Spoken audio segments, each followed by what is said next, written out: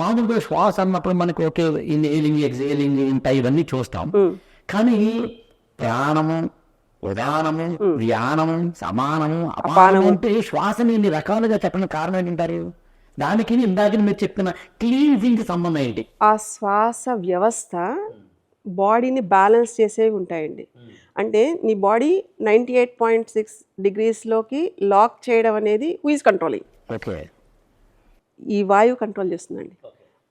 ఒకటి excretory system, అది వెళ్ళడానికి కావాల్సిన ఒత్తిడి. కొంతమంది పిల్లలకి నువ్వు ముక్కితే కొంచెం ఫ్రీ మోషన్ అవుతుందని చెప్తూ ఉంటాం. సో అది ఈ ప్రాణవాయువుకి సంబంధించిందండి. ఇన్ని వాయువులు కలిసి 5 రకాలే కదండి, మొత్తం 10 రకాలు ఉంటాయి. 10 రకాలు ఉంటాయి. ఈ 10 రకాల యొక్క వాడకం, దాని మధ్యన ఒక రిథం ఉంటుంది, దాన్ని డ్యాన్స్ చేయించవచ్చు. అంటే ఇందాక ఇంకొక పదం కూడా వాడాను, ప్రాణయజ్ఞం. ఈ యజ్ఞంతో ఏం చేస్తాం? ఈ యజ్ఞం వల్ల ఏమొస్తుందంటే ప్యూర్గా ఇప్పుడున్న జనరేషన్కి అర్థం అవ్వాలి అంటే, వెన్ వాళ్ళు పరిగెట్టారనుకోండి బాడీ విల్ గెట్ ఎగ్జాస్టెడ్, అంటే కొంచెం పీక్స్కి వెళ్తుంది, అంటే బ్లడ్ ప్రెషర్ అవ్వచ్చు. ఇలా వెళ్తున్నప్పుడు వాళ్ళకి ఇమ్మీడియట్ ఎనర్జీ ప్రొవైడర్ ఎక్కడి నుంచి వస్తుందండి? వాళ్ళు శాంతి పడేదాకా. సో అంటే ఒక ఏటీపీ అని ఉంటుందండి, ఎడినోసిన్ ట్రైఫాస్ఫేట్ అంటాం. So it is like the ignition. So అది ఒకటి ఇలా రాజుకుంది, దాన్ని మెయింటైన్ అవ్వాలి. సో వాటికి కావాల్సిన ధాతువులతో ఏర్పడ్డ శరీరం కదా, 94 ధాతువులతోటి human body will be like కదండి.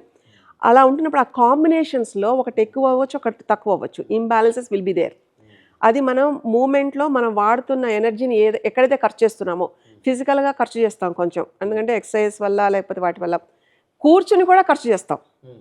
సో దానివల్ల ఇలాంటివన్నిటికీ బ్యాలెన్స్ చేయడం అనేది ఇందాక మీరు చెప్పిన 5 వాయువులు, they are the key things for the human body to maintain its own balance.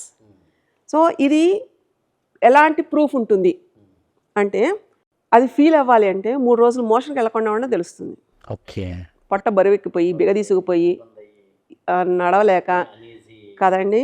ఇప్పుడు సోకాళ్ళు దాన్ని మనం ఒకటి పెట్టుకున్నాం, కాన్స్టిపేషన్ లేదా ఇరిటబుల్ బౌల్ సిండ్రోమ్, విపరీతమైన మోషన్స్ అయిపోయి, లేదా ఒబేస్ వల్ల మూమెంట్ లేకుండా, ఇవన్నీ వాటి కారణాలు. అవి మన కారణాలు కనిపిస్తున్నాయిగా. సో నమ్మకపోవడానికి ఏంటి ప్రాబ్లము? నమ్మాలి కదా, ఎందుకంటే we're like observing, we're sensing that, right? నాకు ఎక్స్పీరియన్స్ అవ్వాలి అంటే better you go into దిట్.